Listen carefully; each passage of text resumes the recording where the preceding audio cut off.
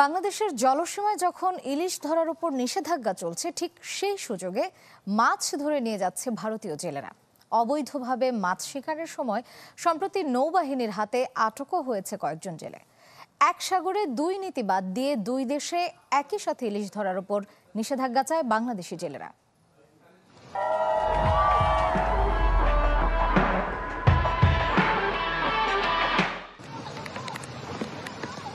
বাংলাদেশের সমুদ্র সীমায় দাপিয়ে বেড়াচ্ছে ভারতীয় ট্রলার। ইলিশ ধরার নিষেধাজ্ঞার সুযোগে জলসীমা লঙ্ঘন করে মাছ ধরছে জেলেরা।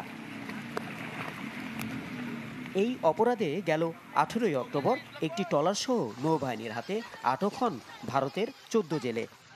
অবৈধভাবে বাংলাদেশের সমুদ্র সীমায় অনুপ্রবেশ করে বাংলাদেশের সমুদ্র সীমা থেকে তারা মৎস্য আহরণ করেছে।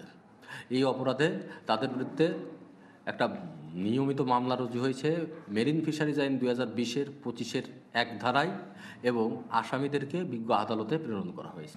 ইলিশের প্রজনন বৃদ্ধির লক্ষ্যে বাংলাদেশ এখন চলছে মা ইলিশ রক্ষা অভিযান। বাংলাদেশি জেলেদের অভিযোগ, তারা উপকূলে অবস্থান করলেও ফাঁকা সমুদ্রে বাংলাদেশের সম্পদ লুট করছে ভারতীয় জেলেরা। সাগরে নদীতে মাছ আহরণ করে এবং আমাদের বাংলাদেশে ঢুকিয়ে লুটপাট করিয়া মাছ ধরে নিয়ে যাচ্ছে। ইন্ডিয়ালারা জাইলেরা মাছ ধরে ধরে নিয়ে যাইতেছে, কালকেরা আবার ধরা পড়ছে এক বোট। ইন্ডিয়া থেকে যারা জেলেরা আছে এরা এসে অনেক ইলিশ মাছ ধরে নিয়ে যাচ্ছে। দুদেশের সমুদ্র ও উপকূলে মা ইলিশ রক্ষা করা গেলে ইলিশ বৃদ্ধির হার বাড়বে বলে মনে করেন মৎস্য কর্মকর্তা। 86% ইলিশ কিন্তু আমাদের বাংলাদেশে উৎপাদিত হয়।